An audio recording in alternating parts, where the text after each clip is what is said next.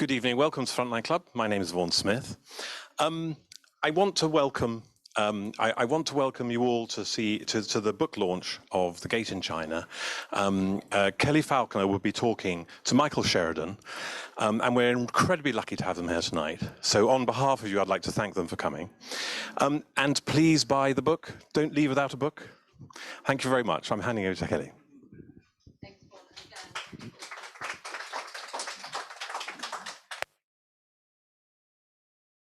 Welcome to the Frontline Club, and thank you for joining us. We're online tonight and in person as we chat with Michael Sheridan, whose magnum opus, The Gate to China, A New History of the People's Republic and Hong Kong, seems to have been published with the advice of a crystal ball in terms of timing. And though I reckon many books on China will retain some relevance for years to come, this book should remain the go-to. So when Mario asked me to moderate this talk, I leapt at the chance. I lived in Hong Kong for 4 years, from July 2011 to 2015. It was the bank that took me there as a trailing spouse. My husband worked for HSBC, and I was freelancing as an editor for publishers in London, soon though editing the Asia Literary Review, the so-called Granta of the East. And then I founded my Asia Literary Agency at the tail end of the Year of the Dragon in January 2013. Just before we returned to London, I cried in private, great heaving sobs, sitting out on my own one balmy night, overlooking Victoria Harbour. Since then, I have returned to Hong Kong often and represent a Chinese novelist who lives there now. My last visit in November 2019 left me heartbroken, seeing this once energetic and optimistic place so palpably ghost-like. But this book, look at it. 400 pages, a tome. And in the meantime, I had another talk to prepare for with Christina Lam and my own authors to tend to, including, the youngest female mayor of Afghanistan, bidding wars around the world, and whose memoir has been, selling at auctions. It's been a really busy time. But even so, Michael, once I started reading this book, from the first page, I was gripped. And I have been talking about it to friends, to family, my tennis pals, my own authors, including Victor Mallet, a Hong Kong refugee, and the canary in the coal mine here, sitting in the audience tonight, and to frankly anyone, and absolutely anyone who'll listen. I shall be buying it for everyone I know at Christmas. In The Gate to China, Michael gives us a forensic examination of a complex, multi-layered history, not just of Hong Kong, but as the subtitle says, and more to the point, of China also. But this is no dry academic text. The Gate to China reads like a John le Carré novel and like an Agatha Christie page-turner. Every character he introduces has a part to play. The tension is always high. I quickly began looking forward to reading this, and when I reached the last chapter, I tried to read slowly to make it last longer, a bit like counting to 50 to try to delay orgasm. Or is 50 too high a number? I believe, Michael, that you should win the Pulitzer with this book. Again, look, I'll say that, despite the laughter, I believe you should win a Pulitzer with this book. It's just magnificent. All of you here know who Michael is, but for posterity's sake and for the sake of the recording, I'll mention quickly that Michael Sheridan, who read history at Jesus College, Cambridge, was a foreign correspondent who, for the last 20 years of his career, served as the Far East correspondent for the Sunday Times, for which he covered the rise of China, the handover of Hong Kong in 1997, and the city's subsequent struggle for democracy. I was wondering, I saw this picture of you in the back, and you're really young, and I thought, oh gosh, I know even Victor likes to have a really young picture of himself at the back of his book, and I was like, why? It's because you were the handover. This is you in Hong Kong during the handover in 1997. So Michael, thank you so much for joining us. There are so many ways we could begin this discussion, so many strands of the narrative we could talk about, but in an hour-long chat with 30 minutes from the audience tagged on, and I would encourage online viewers as well to, feed in questions to this discussion. And I am going to stick to the timeline. God, how I hate when these discussions run over, especially as an agent, Arabella, because I want everyone to buy the books afterwards and have a little chat with Michael if they can. So this will be of, I believe, the utmost abbreviation. We could, talk for, an entire day about this book over a long dinner with drinks in the end, blah, blah, blah. So I was thinking about how to manage the time. So what I'll do is bypass maybe current affairs. Maybe the audience or the online audience can bring in some current affairs, or if you'd like to bring them in. I will touch on them lightly, of course, but I'm going to focus instead, initially at least, on the history. I took comprehensive notes of this book, and I've got 10 pages here. We'll see how we go. So one of the aspects of this book that struck me most was China's long-term strategy. If the Communist Party, you write, knew one thing, in chapter 13 you write this, when referring to the Olympics, if the Communist Party knew one thing, it was how to bide its time. So its strategy for re-emergence did not just take in the handing back of Hong Kong, but also the resurgence of the country's power in the world. As a foreign correspondent who read history at university, you have brought to us the history of their planning, of their understanding of their own potential, which, once harnessed, would give them extraordinary political, cultural, and economic leverage.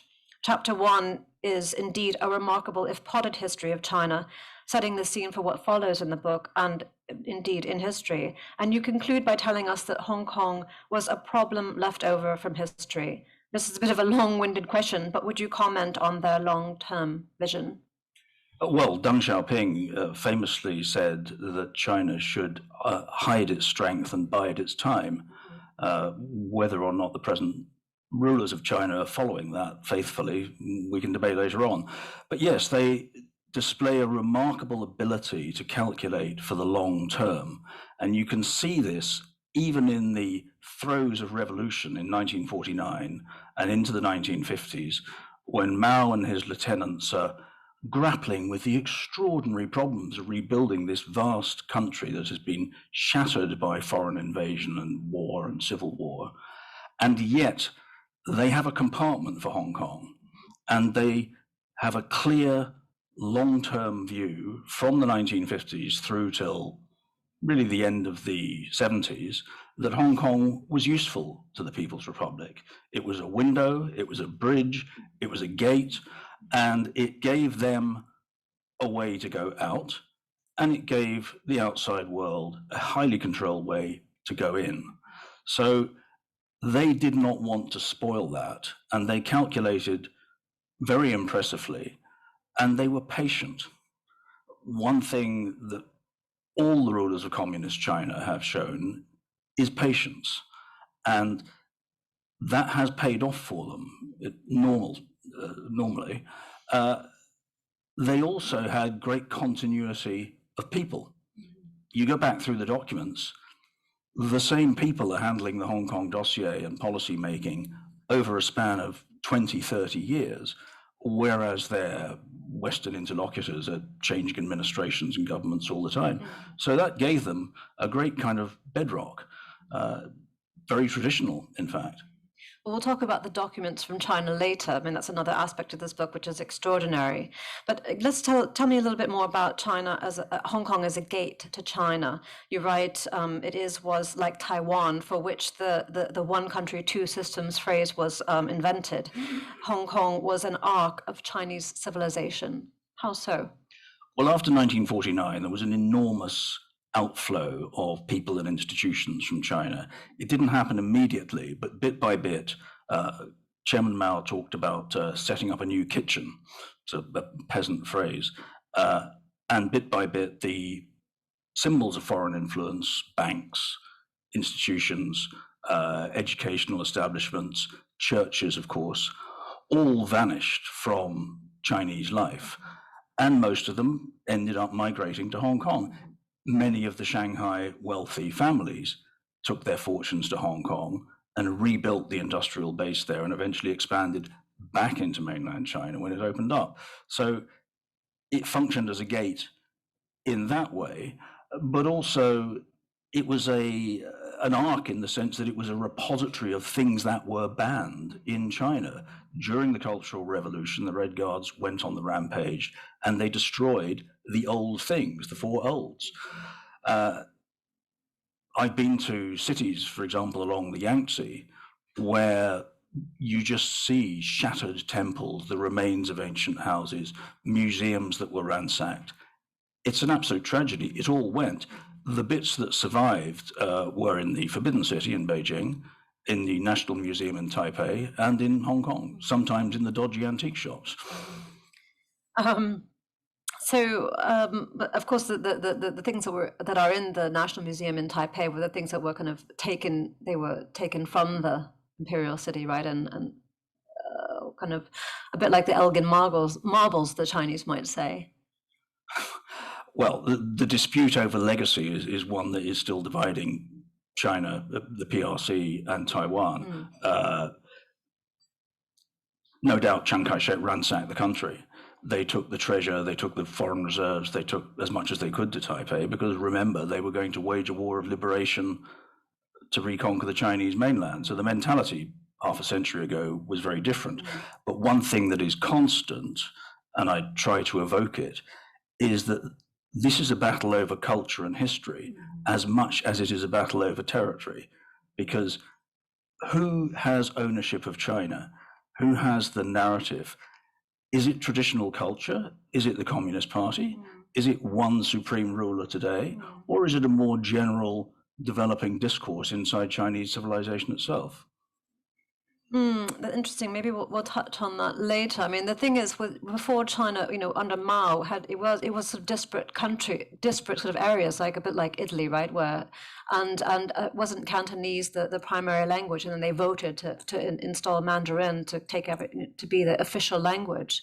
So I guess there is this sort of they wanted a sort of hegemony of Chinese culture, but which Chinese culture, right? Because it was so disparate and still is in many ways. Well, linguistics in China is very treacherous territory. So remember that the Qing Empire was bilingual. It was a Manchu dynasty, and there were two official languages. But it does bring us to a very sharp point today, which is the Chinese insistence on unity. The unity of the nation is fundamental to them, and I think all Chinese virtually agree on this. And do remember that the Japanese militarists explicitly sought to dismember China. The more extreme militarists of the 30s wanted to break it up into small and less threatening countries. So there's this very understandable and powerful sense, comes down the decades, comes through the documents. You see it, you read it in Deng Xiaoping's words to Mrs. Thatcher, that China will not be broken up. And I think it's very hard for us in the West, who haven't experienced the traumas that the Chinese people did in the last 200 years, to grasp just how that important is to them. I mean, as a former linguist, I have always said that you can't know a country unless you know its language. You can't really know it. And what I saw in Hong Kong when I was there, and then subsequently returning, is the way that the Chinese, the mainland Chinese government was trying to wipe out Cantonese in Hong Kong, and more and more the taxi drivers, the airport. I mean, I knew sort of potted, I knew taxi Cantonese, turn left, turn right, how much, too much, and more I couldn't communicate, and they're trying to kind of wash over the kind of Hong Kong culture by using language in part to install their own ideas about Chinese-ness. But let's move on. As China, let's talk about how as China grew richer. And partly using Hong Kong, right? It's Marxist leaders, you say in the beginning, in your overview, began to focus on the contradictions in their prize, leading to a struggle over political power, wealth, identity, data, freedom, and conformity. Indeed, much later in the book, in chapter 14, you note that foreigners who said with glib assurance that the Communist Party had no principles anymore were wrong. It stood for a phrase we all know now today, socialism with Chinese characteristics, which restored the state to a paramount role and put the party back in command, with Xi as people's leader. But there were inconsistencies. What were these? Well, the inconsistencies are that, on the one hand, the Chinese leaders are Marxists.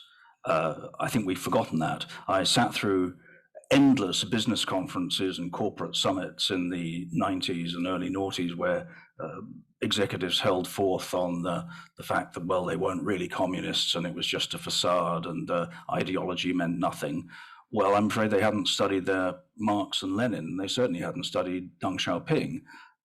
Because the Chinese Communist Party as indeed it has just reaffirmed, is a Marxist party. Yes, it is more Leninist than Marxist. Xi Jinping explicitly borrows from Stalin, which is something that they do not highlight in their messages to the outside world. And I think we have been intellectually lazy. We have not been rigorous enough in actually taking them at their word. So think Xi Jinping and think strong Chinese patriotic tradition, but also think Karl Marx. Now, of course, Karl Marx is a German. He's a foreign influence. So you have a party ruling China that explicitly adopts an ideology developed in 19th century Europe. Those are the kind of contradictions I'm talking about. Yes, you say here there were inconsistencies, of course. One paradox was the contrast between the new regime's brittle nationalism and its own reliance on doctrines borrowed from abroad. It was all very well to denounce people like Joshua Wong, who worshipped as his Lord and Savior Jesus Christ, a preacher active in first century Palestine. But Xi himself upheld the doctrines of a philosopher born in Germany, Karl Marx, whose theories owed much to revolutionary Paris and whose later works were composed in Victorian England. All such contradictions were blotted out by shrill slogans. There was often scant logic to the propaganda, which did not prevent its wearisome repetition. Well, it is pretty wearisome, isn't it? I mean, they go on and on and on. They have the weapon of repetition is one of their most effective tactics. It's why reading Chinese official statements and following newsletters is mind deadening and best done before 11 o'clock in the morning. So on a serious note, they have turned more and more to this old line about foreign equals bad, dark influences in Hong Kong, black hands from Taiwan and elsewhere, unnamed enemies conspiring to do down the Chinese nation. This is quite new. We didn't hear this 20 years ago. And what's remarkable going back is even after Tiananmen Square, June 1989, you went back to China, there was a sense of guarded optimism, and there was no hostility to foreigners. I arrived in Shanghai with a photographer the day after the Tiananmen Square massacre, and we were escorted through the streets by thousands of people praising foreign journalists. I personally never encountered any hostility in 20 years of covering China, but this has now been confected and whipped up and used to bolster and fortify the particular character of leadership that has emerged under Xi Jinping. In particular over the last 5 years, but especially I'd say in reaction to Trump's, fighting back against the Chinese as well. So one of the things that makes this book unique, moving on a bit, and perhaps so noteworthy, if not groundbreaking, is the fact that you tell the story of Hong Kong, and as I said before, more broadly of Hong Kong in the context of modern China, is that you tell the story from both the Chinese side and from the side of the West. And here's where we talk about the documents that you've been able to access. And more to the point, as you noted in your email to me, this is not just a book about just about the Brits. Only 4 of the 15 chapters you wrote deal directly with the Sino-British negotiations. And the characters who populate this book include the familiar, Thatcher, Deng Mao, Patton, Craddock, Wilson, but you include a raft of others, usually Chinese, who were so influential to the strategic rise of modern China. Tell us, for example, please, I don't speak Mandarin, tell us, for example, about Lao Shangzi or about Duan Yun, little known in the West, but without whom reform and opening up might not have been the success it was. How did you gain access to this information? Well, in the acknowledgements, I say at the end that my greatest debt is to the researchers, translators, state journalists, and some officials in China. I can't say more than that right now, but I freely acknowledge my utter debt to them. Some remarkable work was done on my behalf. We found, for example, that all the players on the Chinese side of the Hong Kong negotiations wrote their own memoirs, or they participated in oral history programs. The recovery of Hong Kong was a triumph for China. They wanted to get their story out there. They were very happy at confounding the Brits. So there's a lot of material. It's just that people hadn't found it, or we'd moved on, we weren't interested, and that was that. In addition, as you know, very dedicated historians like Frank de Kuyter of Hong Kong University have found, the provincial archives in China are by and large open to scholars. And so a Chinese researcher is able to access the Guangdong Provincial Archives, in which there is a treasure trove of stuff from the 70s and the early 80s. They don't have a formal 30-year rule in China, but these early documents are uncontroversial and they are accessible. One of the things you find is the blueprint for globalization, the first Chinese high-level documents outlining their strategy to turn southern China into this industrial powerhouse, to create an export economy, bring in the revenue, and transform the southern half of the country. It's all there, and it's all there in a speech by Xi Jinping's father. We'll talk about that later. I want to touch on this. I mean, another great part of this book is, how you talk about the economics, the macro and the micro, and how they've influenced, the way China has emerged today, and using Hong Kong and other special economic zones or special administrative regions to experiment with them and find out what works and what doesn't, and what they can do economically and socially, to the people and etc. So, just quick kind of silly question: the subtitle. Was it always your vision to write this book the way you have, or were you wanting only to? You might have said, "Oh, I want to write a book about Hong Kong," and then you realize, "Oh my gosh, there's so much more to write about than just Hong Kong." How did this emerge? Arabella. Well, when my publisher very wisely commissioned this book 3 or 4 years ago, the ending was not apparent. I envisaged a book that would focus on Hong Kong as the fulcrum of globalization and would talk a great deal more about trade and about the extraordinary, if slow-moving, world-changing process that we saw unfolding in China through the prism of Hong Kong. And then as the writing and research went on, we were caught up in events. So I, like you, was in Hong Kong doing my last interviews for the book in late 2019. We saw what happened. It turned into a much more dramatic story. But I don't want the really big story to get lost in the drama, because the really big story is that China changed the world. It has changed everything we do, from the price you pay to buy a face mask to the electronics and the air you breathe and all of that.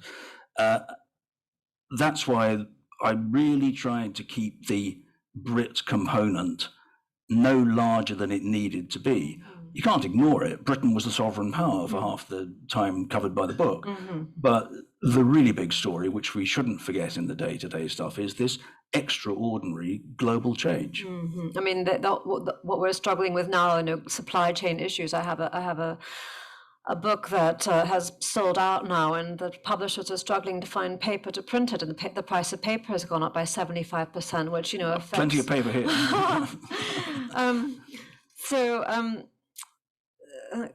Later in the book, we meet. I want to talk quickly before we go on to globalization. We meet Patton, of course, Joshua Wong, and others so familiar to us in the West. But one name I want you to comment on, speaking of the Brits, is Sir Percy Craddock, whom you write about in a fitting eulogy, that is chapter 9, which is titled A Mandarin for All Seasons. It's a bit of a con, that chapter title, but anyway. No, yes. come on. This chapter, Craddock was a fortune teller of sorts. What he understood about the Soviet threat, my God, we were, it was such foresight about the issue of refugees from Hong Kong. In many ways, Craddock himself was playing the long game, a great sinologist, right? And urging his compatriots to do so also. This chapter, it was so moving. It's a short chapter, kind of interlude, but I could feel, the heat of Craddock's anger and the energy of his despair as he watched what unfolded subsequently and after years of dedicating his life to the cause. Well, those are your words, not mine, but yes, there's a tragic quality to Percy Craddock.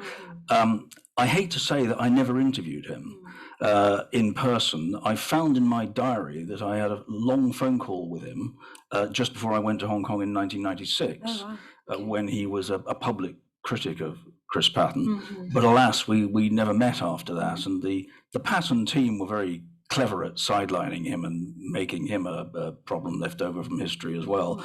But you've got to grasp just how important this man was. He was ambassador to China. Then he became Mrs. Thatcher's foreign policy advisor, her closest advisor on those matters. He transitioned to the John Major government. Inter alia, he was the chairman of the Joint Intelligence Committee, therefore the spy master. He was at the heart of the establishment. And he had an extraordinary mind, very rigorous mind. I found in Mrs. Thatcher's papers a handwritten note to his widow saying that his intellectual rigor could sometimes be frightening. Now, coming from Mrs. Thatcher, that's quite strong. But I think the eureka moment in the book research, which made me dedicate a whole chapter to him, was that I was led to his papers, which are in his old Cambridge College. No, sitting very pleasant morning in the old library at St. John's College, and in a loose folder, among which there were, for example, photographs from his time in Beijing and handwritten notes from Chinese dignitaries, I found these two photocopied letters. One of them is to John Major, the other one is to a senior civil servant called Sir John Coles. The first letter outlines Craddock's brilliant analysis of what the Chinese would do in Hong Kong if we pushed for more democracy. And it has to be said that he was entirely correct. He said, if you push for more democracy, they will simply reverse it and it will be worse. And he argued it out at brilliant length in 6 pages.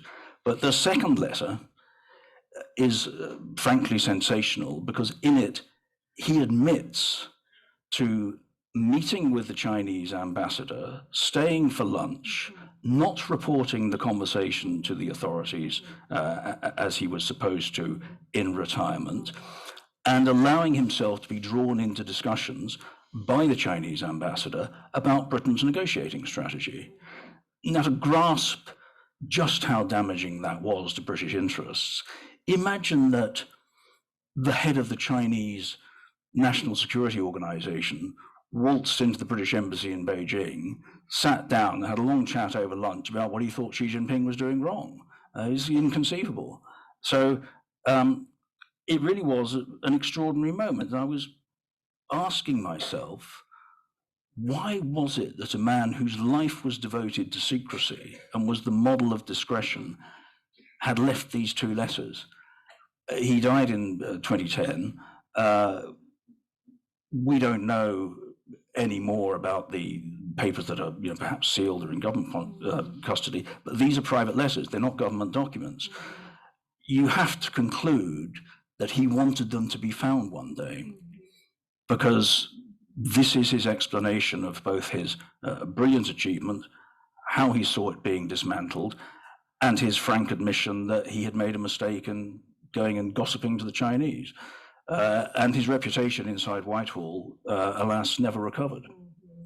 Maybe it was a sort of fit of pique. I mean, he was so, annoyed. I mean, so annoyed by what, maybe he kind of in subconsciously, knew what he was doing. I don't know, who knows? Well, this is a flaw in British foreign policy making, because he was allowed to make policy on China with a very small group of people in conclave for the best part of a decade and a half. Thankfully, we've got a much more robust debate on China now, and you've got the House of Commons Foreign Affairs Committee taking a strong line. And the days when policy towards big countries could just be cooked up in secret by a group of mandarins should really be in the past. I mean, this is the kind of the sad thing about Hong Kong, isn't it? It has always been a sort of pawn in a bigger game, and they never had democracy, they never had the freedom. First, they had the British ruling over them and giving them a kind of taste of democracy, which was the seed that stirred all the protests later, and then they had, of course, the mandarins in China, talking about their fate. As Victor said in his review, that the Hong Kongers were never consulted. Well, they had freedom, but they didn't have democracy. And they tried to have democracy and freedom, and they are ending up with neither. The fault for there being no democracy lies squarely with the British, but it doesn't lie with recent governments. It lies back in the paternalistic 1950s and 60s, when colonial administrators took a sort of benign and sort of lofty view of their subjects. And we were also at fault in not progressing faster towards democracy in the 70s and 80s. But this was a very hard calculation. There's a wonderful memo I quote where Mrs. Thatcher puts them on the spot in 1983, I think, and she said, well, why can't we progress to more democracy? And the governor says, well, if there was more democracy, there might be political parties, exactly. And then there would be opposition. Yeah. So let's move on from democracy and talk a little bit about Chinese ideas of experimenting with economic and social policy. I guess that's part of democracy. With the Chinese seeing how far they could push things in some cases and seeing how to do so, with the special economic zones, which were one such experiment, but Hong Kong latterly too was, in particular for the way social reforms were introduced. For better or for worse, badly, I think for worse. Also, I want you to talk about to us Hong Kong as a living chess piece. On page 60, I don't know if you want to read this. There's a short paragraph. Shall I? Do you need reading glasses? I think it's a great paragraph that would Hong Kong as a living chess piece. I've got it here marked. Short paragraph.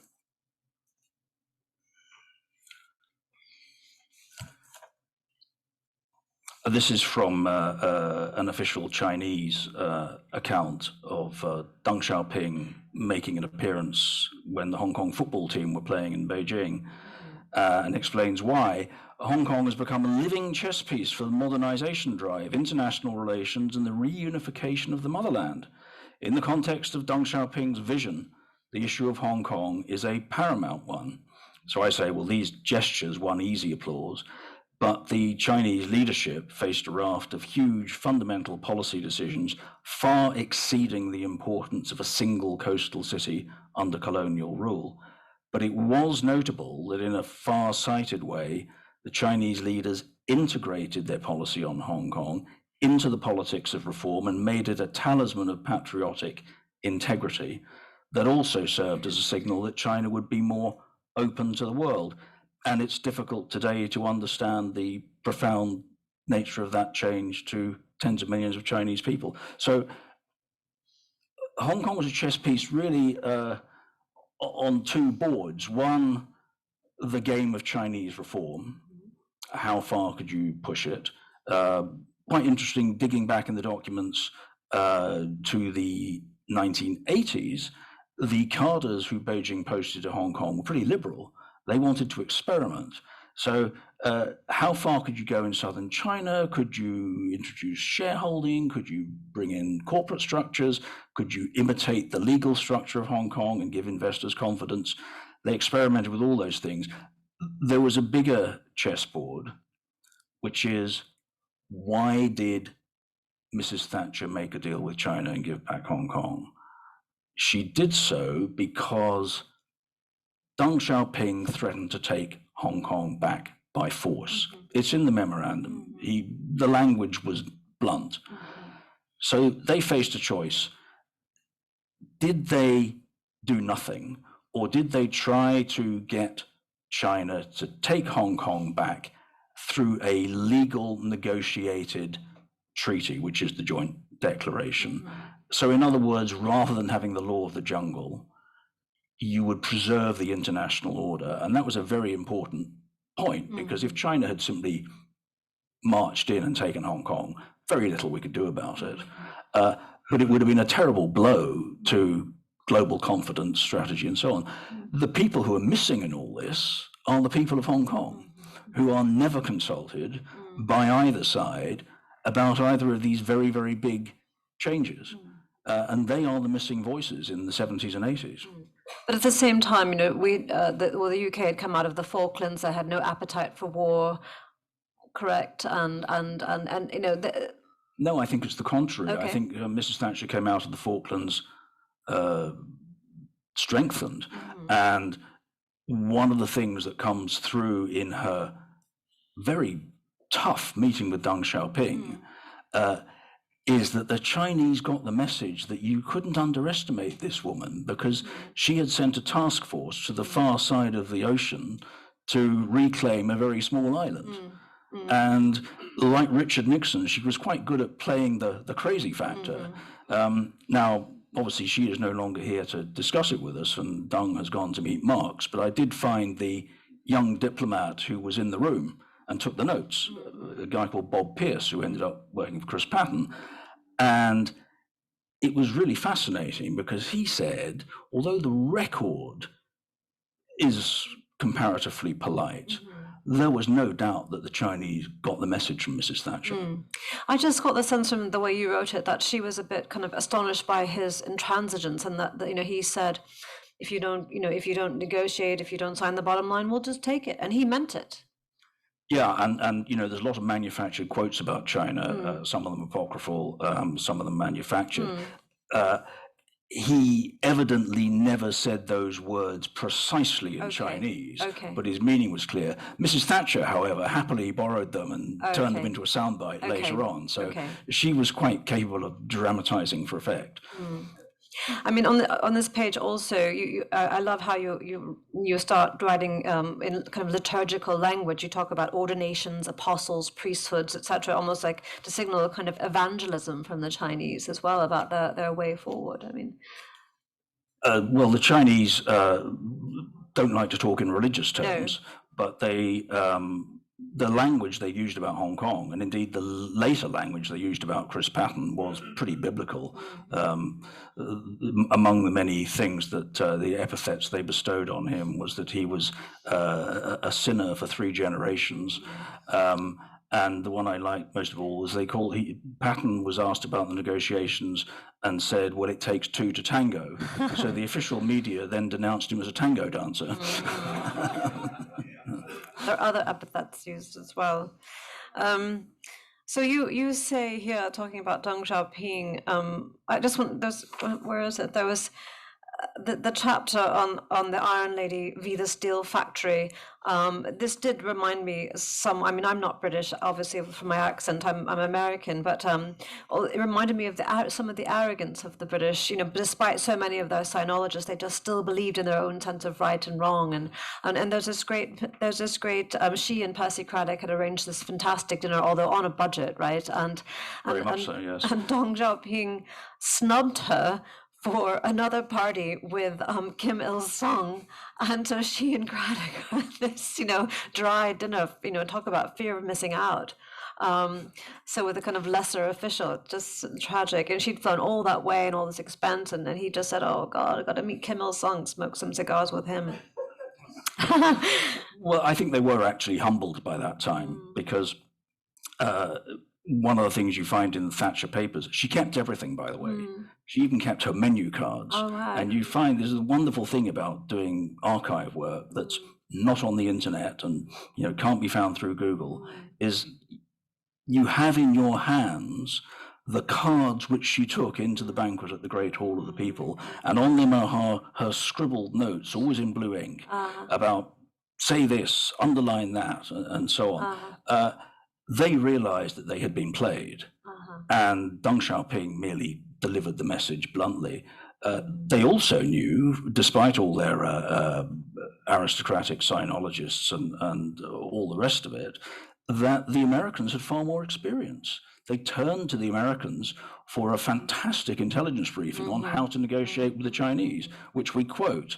And that's a textbook you could use today. It still is used today, isn't it? Wasn't it used recently, or was It's a document called China's Negotiating Style, and it was handed over to the Brits between 1982 and 84. I can't remember exactly when, by 2 officials. One was John Holdridge, and the other was a certain Paul Wolfowitz, who gave them this briefing, and it described from more than 10 years of American top-level negotiations with Zhou Enlai and Mao and the rest of them. This is what they're likely to do. This is how they will behave. It's a textbook, and they are still playing the same textbook. one of the things the points they make in this is they leave the big decision to the last minute. Well, that's what they did a couple of weeks ago at COP26. They turned around at the very last minute. They got the Indians on board and delivered this line that coal would be phased out or managed out. You do wonder whether Alok Sharma and these other diplomats might have benefited from reading the State Department's memo from 40 years ago. I think a lot of sort of mergers and acquisitions, happen this way, where you're negotiating around the clock, sometimes for weeks on end, as you call them, struggle sessions, and then at the it's sort of 3:30 in the morning, and people have been up for 48 hours, and you're just like, okay, agree, but the thing is, the Chinese knew that people would be at their weakest then, and then they would, totally, took advantage of that. Yeah, but frankly, we should be learning a bit more from them, because they make out that their continuity and non-regime change is a great strength. It's also a weakness because they replicate themselves. And you see the same technique. The night before they signed the WTO deal with America, the culmination of more than 5 years of detailed bitter negotiations, they did not take that decision until a midnight meeting of the State Council the day before signatory. So look, you say all known Chinese sources are clear on one point that seems to, we'll talk a little bit, we're going to move into talking about globalization, or as Xi might say, global cooperation. All known Chinese sources are clear on one point that seems to evade foreign commentators, you say. This is early on in the book, but it's played out, throughout. Deng Xiaoping and the leaders of the Communist Party of China took the steps they did, reform and opening up, because they were Marxist-Leninists. You talked about this a little bit earlier tonight, and not because they were closet capitalists, quietly subverting within, or geriatric ditherers who knew the game was up. Would you expand? I mean, you say that they were allowing capitalism to flourish to benefit China's rapid industrialization. Well, Victor said this in his review. They were allowing capitalism to flourish to benefit China's rapid industrialization. Well, I'm going to say something nice about the Communist Party, which is that in the 1970s and 80s, there was a strong cadre of officials and managers who wanted China to get better. They wanted to make people's lives better. And let's face it, they succeeded. They raised hundreds of millions of people out of poverty. And even if you read the memoirs of Zhao Ziyang, who was the reformist Premier General Secretary of the party, later purged by Deng after Tiananmen Square, he talks about a journey. It's a journey from traditional Marxist-Leninism, Soviet model, imported, learned and recycled 100 times, to realizing that governing a big, complicated country demands more. But it did proceed from a communist Marxist view that you were going to make the lives of the workers and peasants better. So they didn't do this because they thought, well, this is all a charade and a facade. We know it's all nonsense, really. They did it because they believed you could convert Marxist-Leninism into an ideology with Chinese characteristics and make it work for China. And so far, they have not been disproved. No, I mean, I agree with you. I think what they've achieved is admirable in its own way. And I mean, and you were writing later in the book that the Hong Kongers were looking to China and were becoming a little bit jealous, because in Hong Kong, how many people here have been to Hong Kong? Okay, good. So we all know kind of what we're, it's a kind of like mind. But in Hong Kong, there's the people driving Rolls Royces that are, colored like a banana, and there's this great disparity between the rich and the poor. But so in Hong Kong, as you write, those at the bottom and who are going backwards were looking to their Chinese cousins, as it were, and becoming a little bit unsettled, if not jealous, that the wealth distribution was more equal. Yeah. Well, when I first went across the border from Hong Kong into China in 1985, it was going from one world to another. Shenzhen was a small town. There were rice fields and bullocks and carts, and then over 20 or 30 years, it turned into a gleaming new technopolis, which is actually better than Hong Kong in terms of infrastructure and roads and space and apartments. But you also saw more complexity because, for example, even according to the official statistics, about 1 million people have moved from mainland China to Hong Kong since the handover in 1997. So that's increased the population, it's offset net emigration, and it's changed the character of the city somewhat.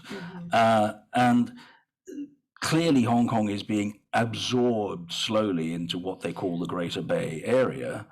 And that's why I think these questions of identity and economic growth versus economic equality, these questions all get sharpened and politicized. In fact, the inequality in China has soared. It has, yeah. I mean, it's interesting. When I lived in Hong Kong and went back subsequently, I could see Shenzhen becoming bigger and bigger and more glitzy. And of course, they've built the bridge now. And I realized that, and also Shenzhen and Hong Kong the harbors were competing with each other. So China's strategy was to make Hong Kong almost redundant because it was absorbed into the greater, Pearl River Delta, right? So I mean, and they've kind of largely achieved that. I mean, to some degree. Well, they've sketched out an infrastructure vision. So the whole delta is being knitted together with highways, bridges, airports, cargo terminals, and so on. What they have also done is they have now accelerated the political and social process. I imagine that what they want is Hong Kong to be a obedient Chinese city with some international characteristics and a strong finance sector. So it will be distinct from the other cities of the region, but it will be drained of any kind of political threat, and it will not be a laboratory for democratic ideas. Hopefully social and religious freedoms will continue. And indeed, social freedom has improved in many ways in the rest of China. So it might level out. Sure. I mean, Arabella's is your editor at HarperCollins, the publisher at HarperCollins, William Collins, and we have an author in common as well, Hyun-Soo Lee, the North Korean defector who escaped to China and hid in plain sight for many years. And I took her back to China to Beijing in, I think, 2017. It was the first time she'd been back in about 15 years. And we went out onto the street and in the kind of business district, which was all glitzy and high rises, one of which had been built since the last time I'd been there, a year before. The Intercontinental, was built in a year, like James King, China Shakes the World. So Hyun-Soo was there, and she came out of the hotel, and she just looked around, and she couldn't speak. I said, Hyun-Soo, what's wrong? And she said, people are rich. She just, and they had, glitzy mobile phones, dogs, they were walking on, Swarovski studied leads. I mean, it was just, I saw it myself over the last, since I was first there in 2011. It's just astonishing, the rapidity of change. I can turn that around for you in a quite illustrative way. We at the Sunday Times sent a Chinese freelance journalist to North Korea to report for us. He did so very skillfully and discreetly, with no harm to himself. Chinese people could enter North Korea as tourists. They were relatively free to travel around. They had a lot of language in common. So he came back across the border, and I rendezvoused with him. And I said, well, what was it like? Oh, he said, it was just like China 30 years ago. Yeah, exactly. So look, I wanted to, I know you want to focus on globalization, so do I, and then we're going to sort of open to questions because we've been going for about an hour, and I know that you all have a lot of questions yourself. I mean, that's a very southern thing to say, you all. I think the question we were talking about before can help us segue into the idea of globalization, or in your words, China's idea of global cooperation. Here you take us in this book contextually through the last 40 years of sort of boom-bust, including the loads of money 1980s and the go-go economies of Southeast Asia. Another great thing about this book is that you position Hong Kong and China. You give us readers touch points, what's happening in the rest of the world, in Southeast Asia, in Europe, etc. So one of the chapters that was sort of nail-biting, there's a couple of them, is an event in 1983 and the volatility of the Hong Kong dollar at this time. This kind of leads into globalization and government intervention. And also let's talk a little bit about how hard China fought to gain access to the WTO. and how and why it was so keen to attain most favored nation status, and how today we are affected by what happened then, as we're talking about, supply chain issues. Hong Kong was the world's third largest port, accounted for over 18% of China's GDP. Hong Kong had, during the market turbulence set about by the Asian financial crisis on the heels of the handover, the third largest currency reserves in the world. And you give us this, breathtaking, edge of your seat, nail-biting account of the short sellers' bid to collapse the Hong Kong dollar and what happened during that time. It was great to be able to talk to two people who were in the room at these two extraordinary financial crises. One was the run on the Hong Kong dollar in the early 1980s, which they fought by fixing the Hong Kong dollar to the US dollar with a peg, demanding confidence in the currency markets. It almost failed. And Willie Purvis, who was eventually the head of HSBC, was in the room as hundreds of millions of dollars went out. And they sat there from Monday to Friday wondering whether there would be a bank at the end of the week. And there was, but it was one of those moments which made the Chinese very suspicious of capitalism. Then in 1998, Donald Tsang, then financial secretary, fought the hedge funds and the traders in the trenches of the currency markets. They then devised a strategy to head off Soros and co, as he called them, by buying up huge chunks of the Hong Kong stock market, so that this laissez-faire, non-interventionist government became one of the biggest shareholders in the Hong Kong market. And again, amazing to have somebody take you through the hour by hour, minute by minute. I loved Donald Tsang's rather rueful acknowledgement. He said, we had to turn to all the Chinese stockbroking houses to place all the small orders because we didn't trust the big boys. And all the best traders were women. Yeah. And he sounded mystified by this. But those two things made China suspicious of capitalism, obviously, boom and bust. But the dedication to getting into WTO was extraordinary. And there's been a bit of myth-making by the Trump people and the American right about it was a conspiracy, they were all waved in, it was so easy. It really wasn't. I went through the papers in Geneva and met a remarkable man called Stuart Harbinson, who was the Hong Kong representative at WTO, who was there throughout. It was tough. They were put through weeks and months of negotiation. I think the final agreement weighs 13 kilos. And they made an awful lot of commitments. The problem was they didn't keep them. You also say that the Chinese, and I've kind of experienced some of this myself with, what do you say? You mentioned that the Chinese regard a signature to an agreement only the beginning of negotiations. But everybody who's done a deal in China will tell you that. Yeah, we're all friends here, they say. Oh, we're all friends here.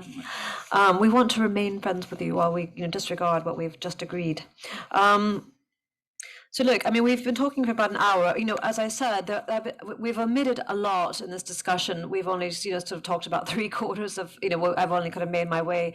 I've read the entire book, got copious notes, but we haven't, finished talking about the rest of this book. And you talk about Joshua Wong and the Demosista movement. You talk about Patton and his involvement in the handover. And, we're talking about, freedoms and the restriction of freedoms and the disregard for the basic law, et cetera, et cetera, et cetera. This sort of modern, ultra-modern history. So I thought we might open that to the audience, and maybe you guys will, raise the questions related to that. Or would you like to add something, Michael, before we open to the audience? No, let's go to the audience.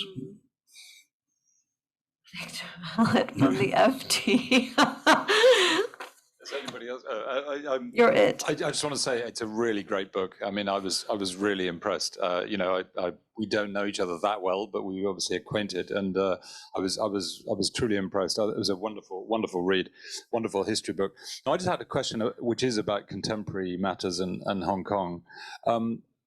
Fairly contemporary matters. I just wonder whether the Chinese Communist Party could have simply left Hong Kong alone. Could it have done nothing, at least until 2047?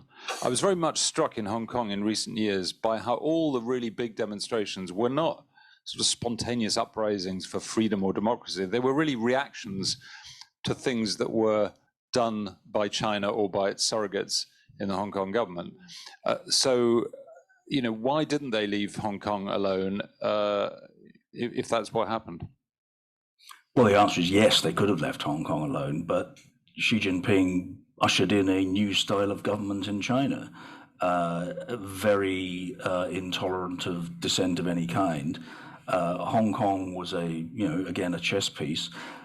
Do remember they saw the peaceful protests of 2014 as a real threat, because young people in particular, frighteningly articulate, well-informed, multilingual, outward-looking, educated, were undeniably Chinese, undeniably full of vigor and enthusiasm for governing their own city and running their own way of life.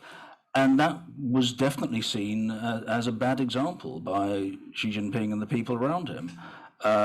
His chief ideologue is a man called Wang Huning, who has spent his life as a kind of pocket version of Steve Bannon, trying to counter indeed exploit the Samuel Huntington thesis of a clash of civilizations. And what they saw in Hong Kong, and there are plenty of quotes on these lines from the establishment in Hong Kong, is they saw this as a threat. They saw it as a threat to Chinese values, to Xi Jinping thought, to the great rejuvenation of the Chinese nation. And I noticed only the other day, the Secretary for Education in Hong Kong defined the mission of tertiary education as inculcating a spirit of patriotism and a sense of belonging to the Chinese race, which is language that would be extraordinary if it was used in a Western country. So we again have had perhaps a too lazy Western perspective on the way they see things. Another question? Could you announce who you are, because this is being recorded, so it's good to know who you are, if you wouldn't mind. Yeah, sure. Charles Scanlon. Michael, you talked earlier about the great patience that the Chinese had over Hong Kong all those decades, the 50s and 60s, 70s. It was a sort of long game, and that patience, as you were just saying, ran out in the last few years. Did you have any thoughts about how this relates to Taiwan? Whether the patience towards Taiwan is running out, or is it still the long game? Are we still looking at mid-century?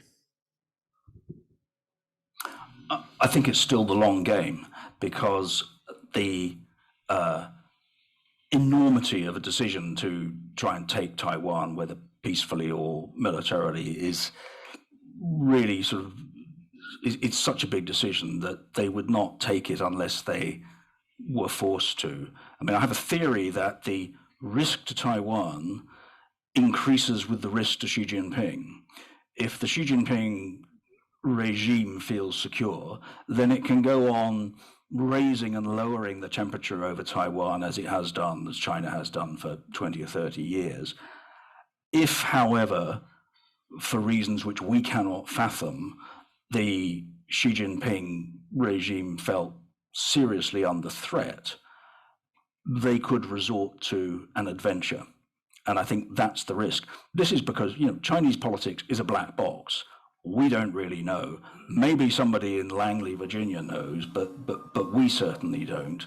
What we do know is that the rhetoric is up and up, but the risk would be very high.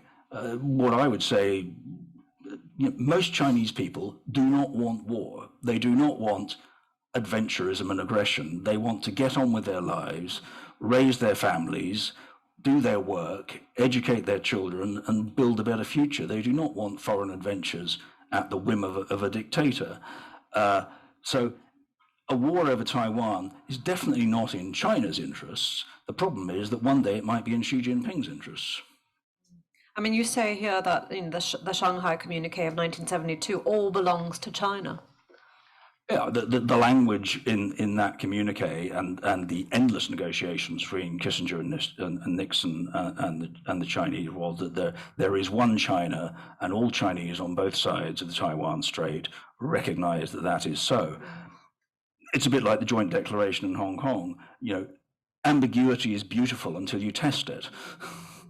So, I mean, speaking of Xi Jinping, you wrote this masterful piece in the Sunday Times magazine, a kind of long-form piece, a kind of a biography of Xi Jinping for the general public. This sort of I think I'm unlikely to be invited back to China as a result. Yeah, this enigmatic man, and who, as you say, who holds our fate in his hands. But when he was at school as a young boy, in a school for the princelings, he was a little peacemaker. Well, we know very little in real detail about the private lives of Chinese leaders. That comes from a very informative WikiLeaks telegram, which the Americans circulated, I think, in 2009. They found an informant who had grown up with Xi Jinping and then lived in the United States. It's a jigsaw. You're piecing these bits together. What one did hear quite openly from elite Chinese friends and acquaintances in Hong Kong financial circles and indeed in state media in Beijing was that a lot of people thought that Xi Jinping wasn't very bright and he didn't have a first-class education, no fault of his own, and that he was not an intellectual. To which the answer is, well, he's not doing badly so far. But he's a strategist. Is he a strategist? I think all governments react day to day. Look at how they're playing out one issue after another. It's a tennis match. The ball comes over the net and you hit it back. Can I just say something really mundane? I mean, he's quite tall. And I mean, do you? Quite plump. I think the thing is, I mean, he looks, strong and powerful. And in China, there's a lot to be said for somebody who has that kind of physicality, who can, project themselves like Trump tried to do as this great, leader. I mean, there is something to be said for that, and the Chinese are very, into that kind of. As a reporter, I always believed in trying to get into the room and just seeing these people for real, even if they're across the room with their entourage. What's their facial expression? How do they react? Sure. And all that kind of thing.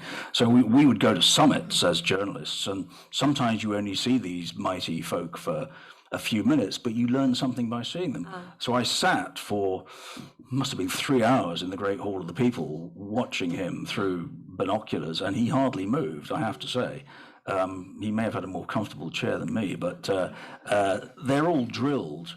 They're disciplined.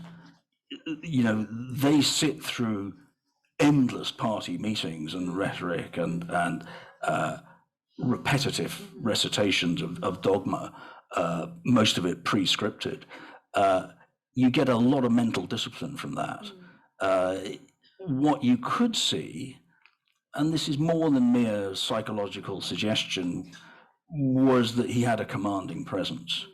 He was the center of that room, even if there were 1,000 people in the room.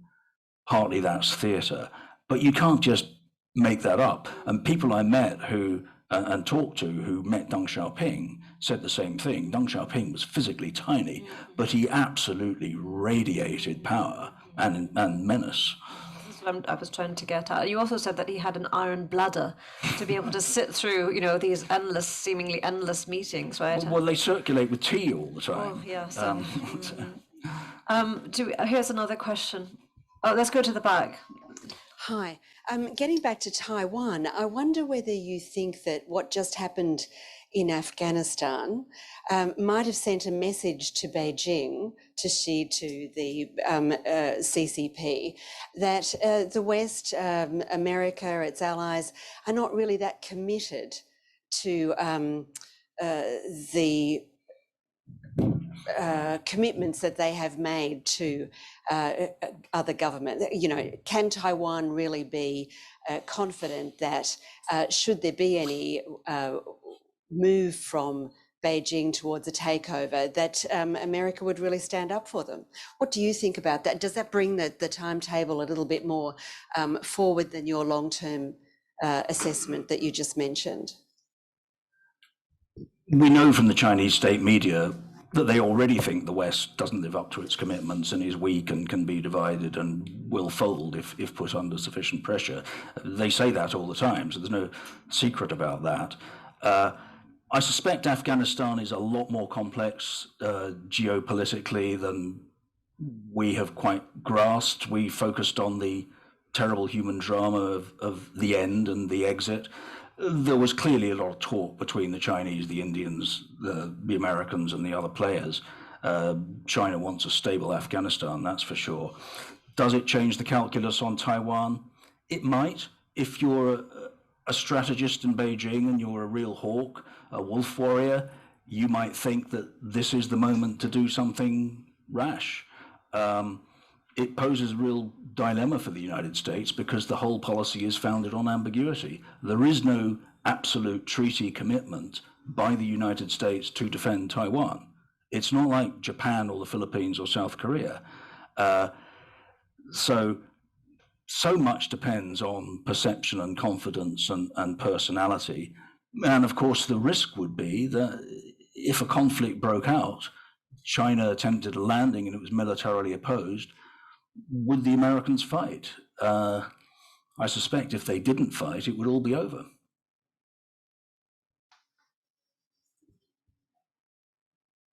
Oh, thanks.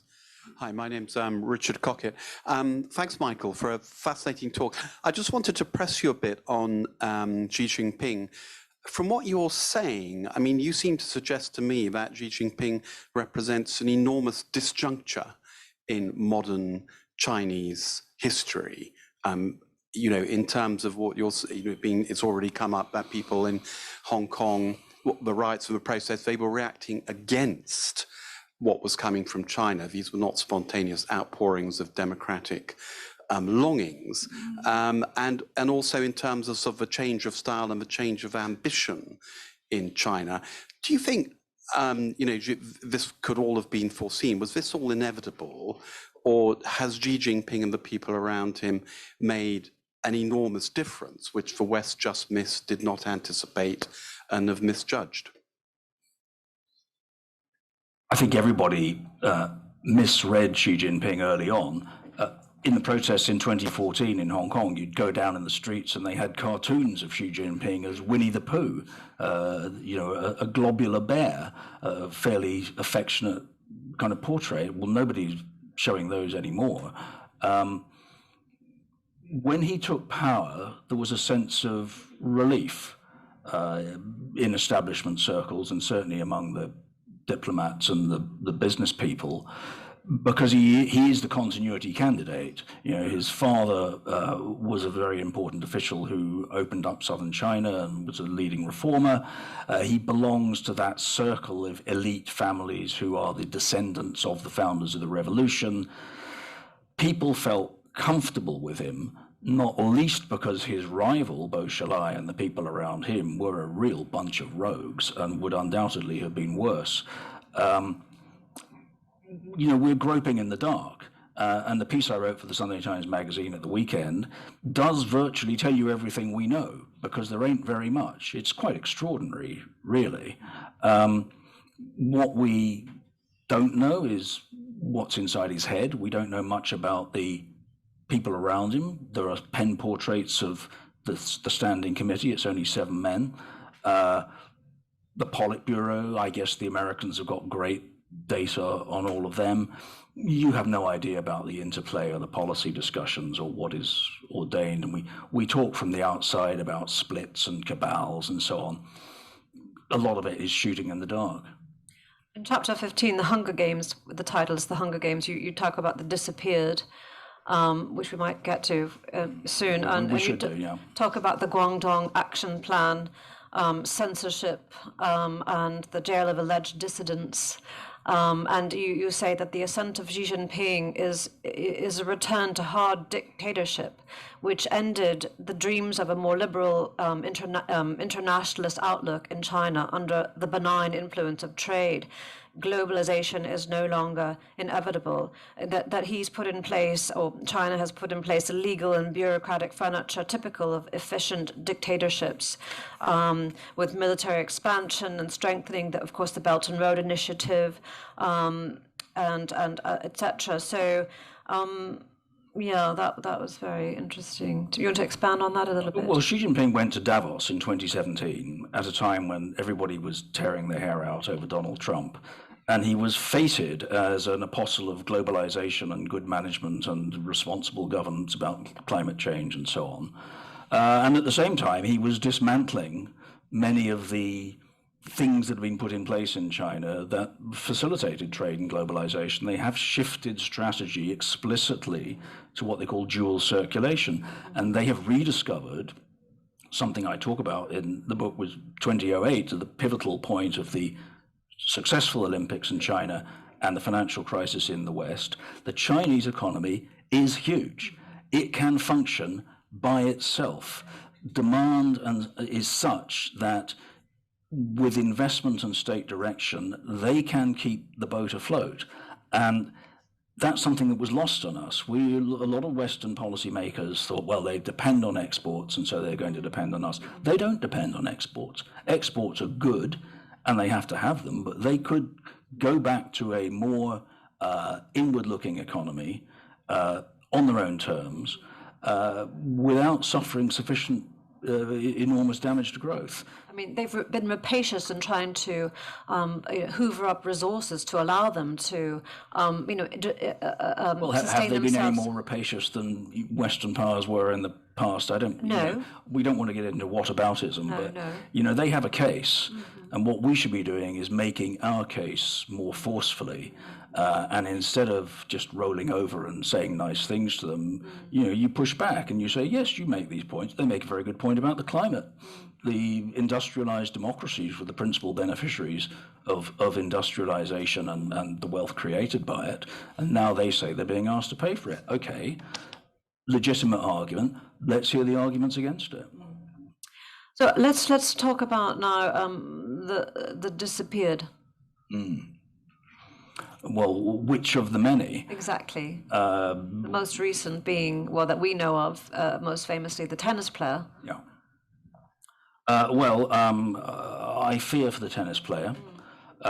We've seen these staged appearances by her. Let me sketch a quick outline of why I think this is quite serious. The man against whom she has made allegations is an extremely senior politician. He was very close to Xi Jinping's father. He worked for Xi Jinping's father in southern China when he was a young official. He rose up and he was elevated as Xi Jinping came to power. He's family. So he is close to the leader and the clique around him. They are not going to jettison this guy. So we don't know why she was bold enough to make those allegations. What we do see is the Chinese state resorting to its usual playbook. And I would predict that they will be dragged kicking and screaming bit by bit and scene by scene to do the minimum which will allow the International Olympic Committee shamefully to go ahead with their commitments. And after the Chinese have had a successful Olympics, they will then punish this young lady and her family. There's a way to test it. The Australian Open tennis is in January. She should be invited. Sure. Let them all come and let her talk then and let her play if necessary.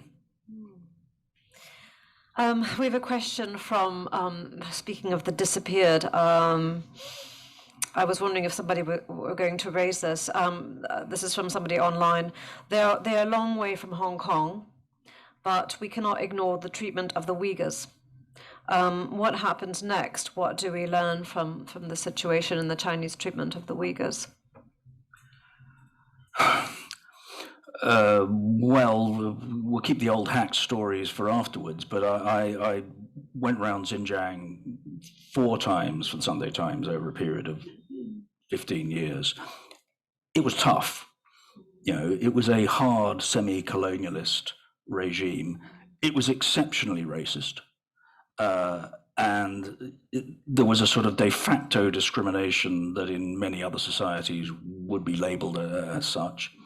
The Uyghurs really do not deserve what has happened to them. What I find very troubling is that what is happening now is on an organized scale and a systematic scale that we haven't seen before. It wasn't like this even 10 years ago.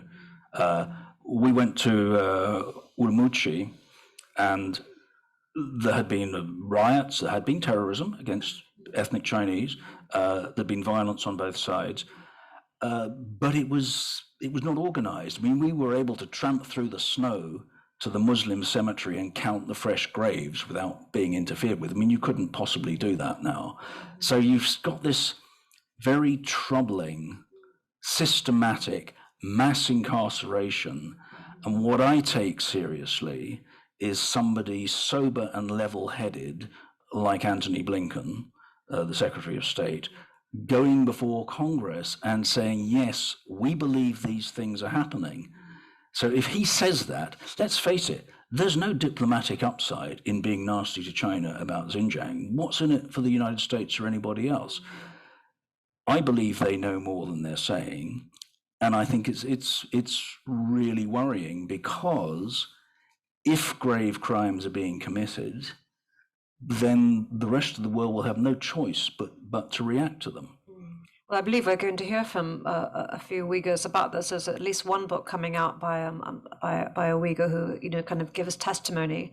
I mean, what they've been doing, forced sterilization and, etc. Yeah, well, these are crimes against humanity under the Rome Statute. I mean, you could argue about the term genocide, but there's no question that the Rome Statute establishes forced sterilization as a crime against humanity. That's just one, and then there's plenty more coming afterwards.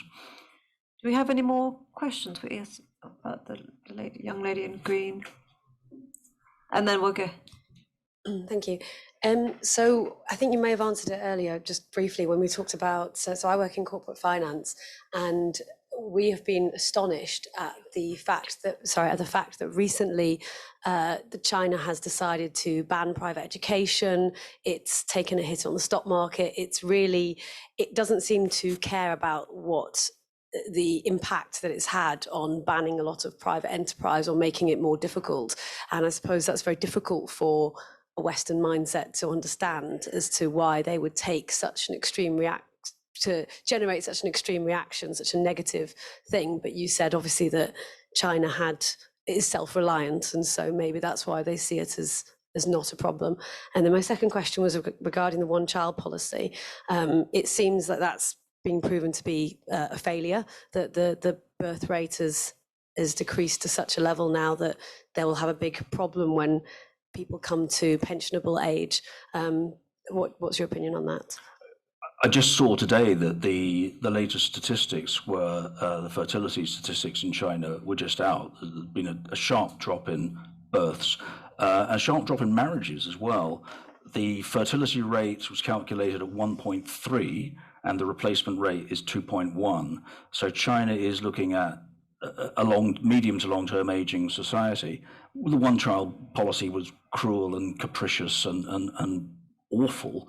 They have walked back from it, without apology, of course. But it's an example of the other things you're talking about. This is an authoritarian government. It does what it wants, and it has got a lot better at doing it. I would have said 20 years ago that going into China and working and covering stories was a bit like dealing with the Ottoman Empire, that it was cruel, but it was ramshackle and it didn't work very well. Well, now it works very well indeed, and they've got very good at technology and surveillance and tying all the knots together.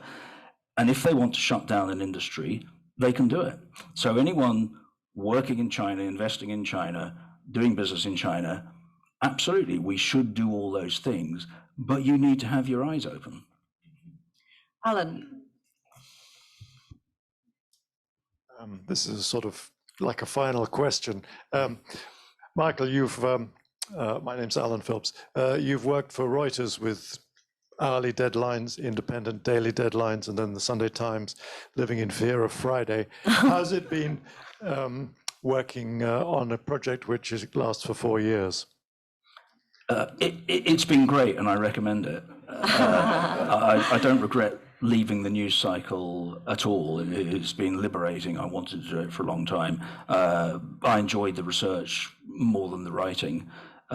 just to be able to go and spend weeks in the archives in Cambridge and go to Hong Kong and interview people at length and sit down with David Wilson, the second last governor, and have the time to go into things you just can't do in the news business, and then time to think about it. And very graciously, a publisher who was bold enough to publish a book of this length. So, yeah, I warmly recommend it to any recovering journalists in the audience.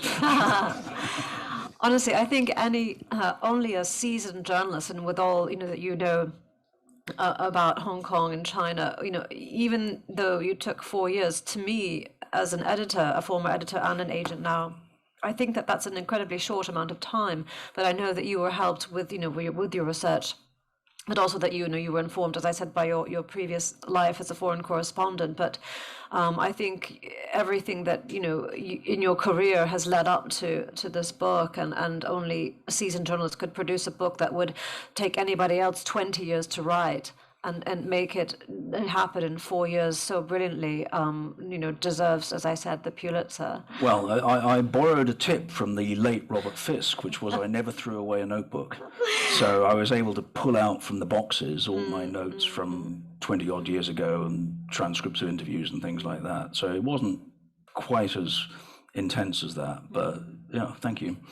So I think we're going to wrap up here, because I know we want you to buy books there at the back, and Michael will sign copies for you and chat with you a bit more. But I cannot recommend this book highly enough. Really, as I said, it reads like a thriller, but you learn so much, almost as an aside, about China, modern China, and Hong Kong as well. And so thank you everybody for joining us. Thank you, Michael. Thank you to the Frontline Club. Yay! Let's drink and eat.